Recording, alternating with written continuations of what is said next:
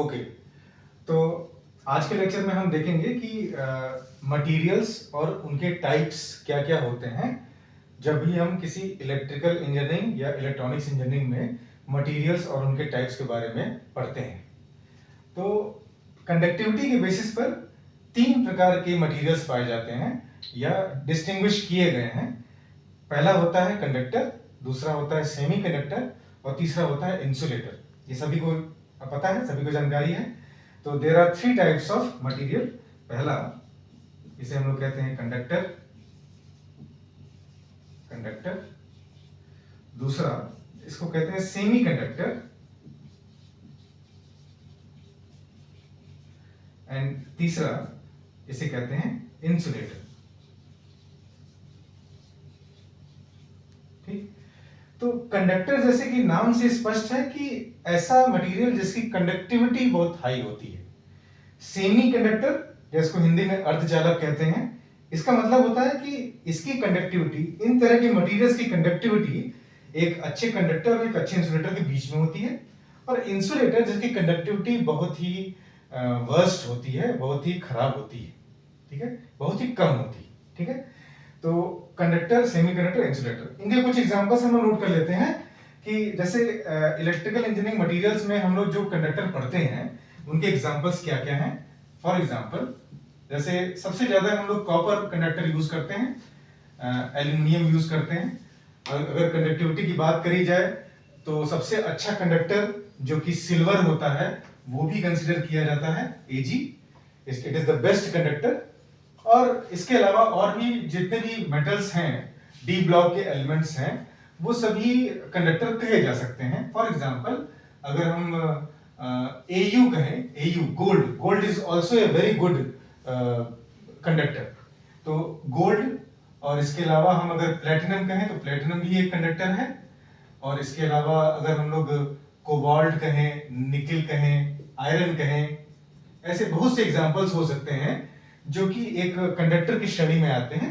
लेकिन ज्यादातर कॉपर के कंडक्टर्स यूज किए जाते हैं, एल्यूमिनियम उसके बाद यूज किया जाता है, सिल्वर का यूज किया जाता है कुछ स्पेसिफिक सर्किट्स में, जैसे मदरबोर्ड में इसका यूज करते हैं, या फिर कम्युनिकेशन में जो एक ट्रांसमिशन लाइन होती है जिसको वेव गाइड कहते हैं, उसके अंदर वाले सतह पर सिल्वर की कोटिंग करी जाती है ताकि रे का रिफ्लेक्शन प्रॉपर हो और लॉसेस कम से कम हो। तो सिल्वर का भी यूज किया जाता है, गोल्ड का भी यूज किया जाता है। गोल्ड का भी यूज मदरबोर्ड के सर्किट्स में किया जाता है और पुराने टेलीविजन्स में भी इसका यूज किया जाता था। ठीक है, तो ऐसे बहुत सारे एग्जांपल्स हम कंडक्टर के ले सकते हैं। सेमी कंडक्टर के एग्जांपल लिखें तो सेमी कंडक्टर में हम मेनली सिलिकॉन और जर्मेनियम जानते हैं। तो इसमें हम सिलिकॉन और जर्मेनियम लिख देते हैं। सिलिकॉन जर्मेनियम क्यों? क्योंकि ये दोनों मटेरियल्स पीरियोडिक टेबल में ग्रुप 4 में पाए जाते हैं। ग्रुप 4 जिसकी वैलेंसी 4 होती है और ये कोवैलेंट बॉन्ड शो करते हैं। ठीक, तो सिलिकॉन और जर्मेनियम के अंदर ऐसी क्वालिटी होती है कि इसको हम सेमीकंडक्टर की श्रेणी में रखते हैं। कैसी क्वालिटी होती है कि इसकी कंडक्टिविटी को हम वेरी कर सकते हैं टेम्परेचर से या वोल्टेज से, जिससे वो कभी कंडक्टर बन सकता है अच्छा, और कभी वो अच्छा इंसुलेटर बन सकता है। जैसे कि आपको बताएं, सेमीकंडक्टर में यदि आप टेम्परेचर को घटाते जाएं तो वो एक इंसुलेटर बन जाता है। और अगर हम टेम्परेचर को बढ़ाते जाएं तो वो एक कंडक्टर की तरह बिहेव करता है। तो एक बहुत अच्छा सा क्वेश्चन बनता है कि -273 डिग्री सेल्सियस पर, जिसको एब्सोल्यूट टेम्परेचर या परम ताप कहते हैं, एक सेमीकंडक्टर किसकी तरह बिहेव करता है? तो इसका आंसर हो जाता है कि -273 डिग्री सेल्सियस पर एब्सोल्यूट टेम्परेचर पे, परम ताप पर, सेमीकंडक्टर एक इंसुलेटर की तरह बिहेव करता है। तो ये बहुत अच्छा क्वेश्चन है, इसको याद कर लीजिएगा, नोट कर लीजिएगा कि semiconductor behaves as an insulator at -273 degree Celsius. ठीक है, तो सिलिकॉन और जर्मेनियम ये हमारे अर्थ क्रस्ट में पाए जाते हैं और सबसे ज्यादा अबंडेंट सिलिकॉन पाया जाता है, क्योंकि सिलिकॉन जो है ये एक हमारे जो अर्थ पे सबसे ज्यादा रेत या बालू पाया जाता है। तो बालू में SiO2 होता है, बालू का जो फॉर्मूला होता है वो SiO2 होता है। अब SiO2 में से यदि हम लोग ऑक्सीजन को डीऑक्सीडाइज कर दें तो वहां से हम लोग सिलिकॉन ऑब्टेन कर लेते हैं, उसको रिफाइन कर लें, उसको और प्योर बना दें तो हम वहां से प्योर सेमीकंडक्टर फाइंड कर सकते हैं। तो चूंकि रेत बालू हमारे अर्थ क्रस्ट में सबसे ज्यादा पाया जाता है, इसलिए सिलिकॉन के डिवाइसेस को भी ज्यादा प्रेफरेंस दिया जाता है। ये आसानी से बन जाते हैं और एज कंपेयर टू जर्मेनियम जो कि बहुत ही कम मात्रा में इधर उधर अर्थ के क्रस्ट में पाया जाता है। ठीक है, अब ये तो हो गए एलिमेंट्री सेमीकंडक्टर। इनके अलावा कुछ मैन मेड या आर्टिफिशियल सेमीकंडक्टर्स होते हैं, जैसे for example gallium arsenide, gallium phosphide, indium phosphide, aluminium nitride.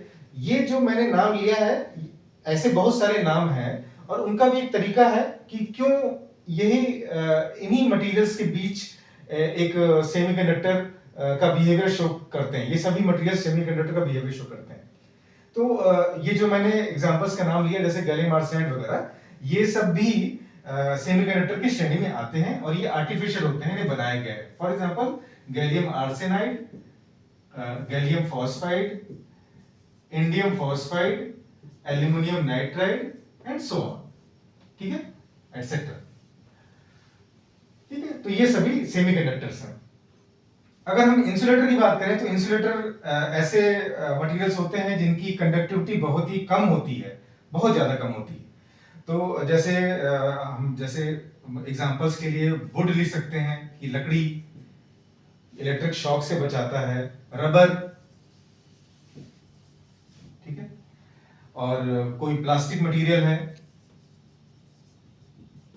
ठीक है, और इसके अलावा हम लोग पीवीसी ले सकते हैं, ठीक है, और इसके अलावा हम लोग ग्लास ले सकते हैं, एटसेट्रा। ये सभी मटेरियल्स बड़े कॉमन से हैं और ये सभी जो मटेरियल्स हैं, सिरेमिक है, ceramic is also a good material, insulator material. ये सभी मटेरियल इंसुलेटर होते हैं क्योंकि इसमें इलेक्ट्रिकल कंडक्शन बहुत ही कम होता है। ठीक है, तो अगर हम इन तीनों की कंडक्टिविटी की बात करें तो कंडक्टिविटी को कैसे रिप्रेजेंट करते हैं, पहले तो ये बता दें। कंडक्टिविटी को हम लोग सिग्मा से रिप्रेजेंट करते हैं। ठीक है, ये एक सिंबल होता है सिग्मा, ऐसे। ठीक, तो सिग्मा जो कंडक्टिविटी होती है इसको हम लोग लिखते हैं 1/1 रेजिस्टिविटी, रो। ठीक है, और रेजिस्टिविटी को हम लोग फॉर्मूले से R is equal to rho L by A से निकाल सकते हैं, where R is the resistance of the material, L is the length of the specimen and A is the cross sectional area of the specimen and rho is the resistivity और specific resistance of that material। ठीक है, तो यहां से हम लोग रो निकाल सकते हैं। रो कितना हो जाएगा, रो will be equal to R A by L। Okay, तो अगर हम यहाँ पर कंडक्टिविटी की बात करें तो ये 1/रो हो जाएगा और 1/रो का मतलब हो जाएगा L/R into B। ठीक है, तो ये है सिग्मा का फॉर्मूला, कंडक्टिविटी का फॉर्मूला। अगर हम कंडक्टिविटी की बात करें तो हमने आपको बताया कि कंडक्टर की कंडक्टिविटी हाई होती है। तो कंडक्टर की कंडक्टिविटी किस रेंज में होती है, ये होती है 10⁻² से 10⁸ ओम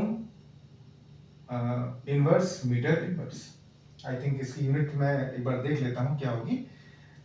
10⁻², अभी वैल्यू लिख देता हूं, अभी यूनिट इसके बाद लिख देंगे, देख कर लिख देंगे। 10⁻² टू 10⁸ सेमीकंडक्टर की जो रेंज होती है, कंडक्टिविटी की रेंज होती है, वो होती है 10⁻⁴ से 10⁻⁻⁶ में। ठीक है, आप इसको पहले भी लिख सकते हैं 10⁻⁻⁶ से 10⁻⁴ तक। और इंसुलेटर की जो कंडक्टिविटी होती है वो 10⁻⁻10 से 10⁻⁻20 के बीच में होती है।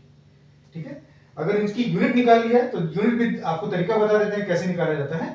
अब आपको पता है कि rho resistivity is equal to R A by L। R की यूनिट क्या होती है, ओम।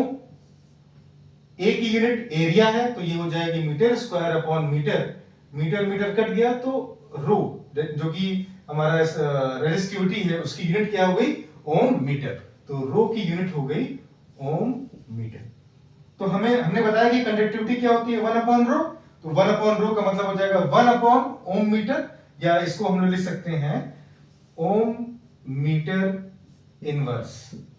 तो हम लिखेंगे कि the unit of conductivity is ohm metre inverse. ठीक है। अच्छा, इसको हम लोग और क्या लिख सकते हैं? इसको लिख सकते हैं महो पर मीटर। इस यूनिट को कहते हैं महो, MHO। ठीक है। This unit is written as MHO, mho. और इसको हम लोग साइमन पर मीटर भी कहते हैं, कैपिटल S पर M। तो यहां से अगर हम इसकी यूनिट लिखें तो यहां से हो जाएगा महो पर मीटर, महो पर मीटर एंड महो पर मीटर। ओके। तो देखिए ये एक जनरल सा एक क्लासिफिकेशन है कि मटेरियल्स को कंडक्टिविटी के आधार पे इतने तरह से डिवाइड करते हैं। ठीक है। अगर हम एनर्जी बैंड स्ट्रक्चर के आधार पे कहें तो भी हम इनको क्लासिफाई कर सकते हैं, इनको वर्गीकृत कर सकते हैं कि एनर्जी बैंड के आधार पे कैसे हम बताएं कि कंडक्टर का एनर्जी बैंड क्या होगा, सेमीकंडक्टर का एनर्जी बैंड क्या होगा और इंसुलेटर का एनर्जी बैंड क्या होगा। तो अगर हम एनर्जी बैंड डायग्राम सबका बनाएं तो वहां से भी हम लोग इसको डिस्टिंग्विश कर सकते हैं। And it will hardly take 2 minutes और 3 minutes to show the energy band structure. ठीक है। तो एनर्जी बैंड के आधार पे हम शो करें तो let us right energy band, energy band diagram.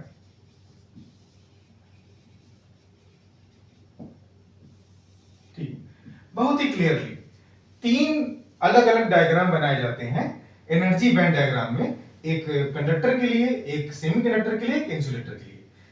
Band diagram में क्या होता है? एक कंडक्शन बैंड बनाते हैं, एक वैलेंस बैंड बनाते हैं और उनके बीच में गैप शो करते हैं जो कि ये बताता है कि उनके बीच में जो फॉरबिडन एनर्जी गैप है या बैंड है, बैंड गैप है, वो कितना है। ठीक है। तो अगर हम लेफ्ट साइड में सबसे पहले कंडक्टर का बनाएं तो हम कंडक्टर में एक कंडक्शन बैंड बनाएंगे और उसके जस्ट नीचे एक वैलेंस बैंड बनाएंगे और हम ये कहेंगे कि वैलेंस बैंड और ये ऊपर वाला कंडक्शन बैंड। ठीक है।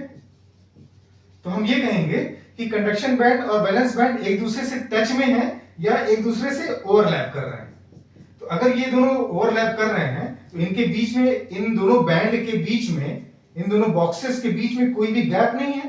तो इसलिए हम लोग कहते हैं कि यहां पर एनर्जी गैप या फॉरबिडन एनर्जी गैप का मान लगभग 0 इलेक्ट्रॉन वोल्ट होता है। ठीक है। इसमें हम लोग y एक्सिस को, ये y एक्सिस हमारी है, y एक्सिस को एनर्जी से रिप्रेजेंट करते हैं और एनर्जी, एटॉमिक लेवल पे एनर्जी को eV से रिप्रेजेंट किया जाता है। ठीक है। स्मॉल e कैपिटल V से, इलेक्ट्रॉन वोल्ट से रिप्रेजेंट किया जाता है। तो ये जो डायग्राम है ये किसका है? ये है आपका कंडक्टर का। ठीक है। तो कंडक्टर से क्लियर हुआ कि यहाँ पे एनर्जी गैप की वैल्यू क्या होती है? 0। एनर्जी गैप क्या होता है या इसको फॉरबिडन एनर्जी गैप कहते हैं? ये क्या होता है? It is the gap between conduction band and valence band. ठीक है, सिंपल शब्दों में। अगर हम किसी सेमीकंडक्टर के लिए बनाएं तो सेमीकंडक्टर के लिए हम इस तरह का डायग्राम बना सकते हैं।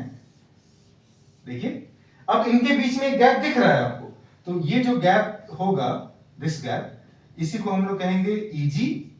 Eg मतलब वही बैंड गैप, और इसका मान लगभग 1 इलेक्ट्रॉन वोल्ट या 1.5 इलेक्ट्रॉन वोल्ट के आसपास होता है। तो अगर किसी एनर्जी बैंड डायग्राम में ऐसा डायग्राम दिख रहा है जिसमें ऊपर कंडक्शन बैंड और नीचे वैलेंस बैंड के बीच का गैप लगभग 1 इलेक्ट्रॉन वोल्ट दिख रहा है, तो आप तुरंत कहिएगा कि ये डायग्राम किसी सेमीकंडक्टर का है। तो सेमीकंडक्टर के लिए ये केस हो जाएगा। ठीक है। और जहां तक इंसुलेटर का सवाल है, तो इंसुलेटर में हम जब डायग्राम बनाते हैं तो कुछ इस तरह से बनाते हैं। इसमें दोनों बैंड के बीच में गैप बहुत ज्यादा शो करते हैं। आप देख सकते हैं कि गैप काफी ज्यादा दिखाया गया है। तो ये जो गैप है ये लगभग 5 इलेक्ट्रॉन वोल्ट से बड़ा होता है। तो किसी भी इंसुलेटर के लिए अगर एनर्जी बैंड डायग्राम आपको बताना होगा तो आप ऐसे कहेंगे कि ऐसा एनर्जी बैंड डायग्राम जिसमें एनर्जी गैप या बैंड गैप या forbidden energy gap 5 electron volt से ज्यादा होता है, उसको हम लोग इंसुलेटर कहते हैं। तो ऊपर वाला हो जाएगा कंडक्शन बैंड, नीचे वाला हो जाएगा वैलेंस बैंड। इसको मैंने शॉर्ट में लिखा है, आप समझ लीजिएगा, यहाँ पे फुल फॉर्म लिख दिया। तो इस तरह से हम लोग क्लासिफाई कर सकते हैं मटेरियल्स को कंडक्टर, सेमीकंडक्टर और इंसुलेटर। बैंड गैप के आधार पे अगर बैंड गैप लगभग 0 इलेक्ट्रॉन वोल्ट है, ओवरलैप कर रहे हैं, तो वो कंडक्टर। अगर दोनों के बीच में मतलब वैलेंस बैंड और कंडक्शन बैंड के बीच में gap, energy gap 1 electron volt है या उसके आसपास है, तो हम कहेंगे वो सेमीकंडक्टर की श्रेणी में आएगा। और अगर 5 इलेक्ट्रॉन वोल्ट से ज्यादा होता है यही गैप, तो हम कहेंगे कि वो मटेरियल एक इंसुलेटिंग मटेरियल होगा। ठीक है, तो यहां पर हमने आपको मटेरियल्स और उसके टाइप्स के बारे में बताया, कंडक्टिविटी के बेसिस पे भी बताया और साथ साथ एनर्जी बैंड डायग्राम के भी बेसिस पे बताया। ठीक है, फिर इसके आगे हम लोग नेक्स्ट लेक्चर में मिलते हैं। Thank you.